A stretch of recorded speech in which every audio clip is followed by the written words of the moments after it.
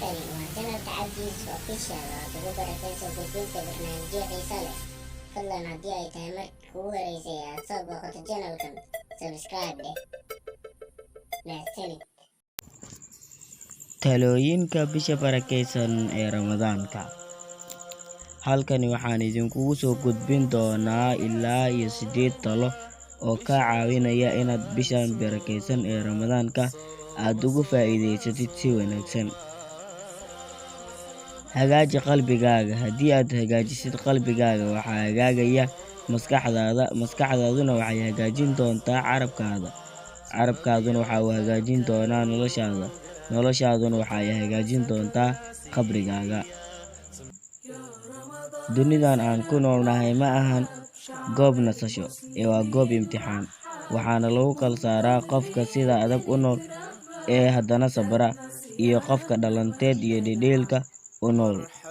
Waana sababta loo sameeyay janno iyo naar. Bisha tan ee Ramadaanka waxaa la xiraa shaydaanka, waxaana la furaa jannada albaabadeeda. Qofka xumaanta iska dayn waayo xilligan, shaydaan ma wado ee naftiisa ayaa shaydaan ku ah.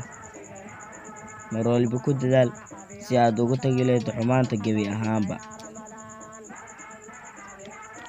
Akhri Quraanka 4 bog salaad kasta, kuna dadaal inaad dhammayso kitaabka Quraanka Kariimka bishan gudaheeda. Kuna dadaal inaad macnihiisa fahanto. Wanaaji niyadaada, xooji iimaankaaga, laab indhahaaga, kana fogow xumaanta gebi ahaan. Ka adkow carabkaaga, beenna ha sheegin, dadka wanaaji oo ha xamanin.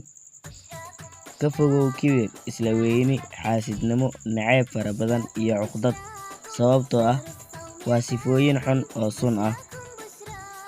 Cafi cid kasta oo aad wax ka tabanayso, jooji eedeynta badan. Bedel haddii aad leedahay caadooyin xun, haddii aad beddeshid, Alle ayaa wanaag kuugu beddelayo. La bax sadaqo maalin kasta. Ogow hadalka wanaagsan ee walaalkaaga aad kula hadlayso inuu yahay sadaqo, sidoo kale inaad waddada aad wax ka leejisidna ay tahay sadaqo. لننطلق إلى العلا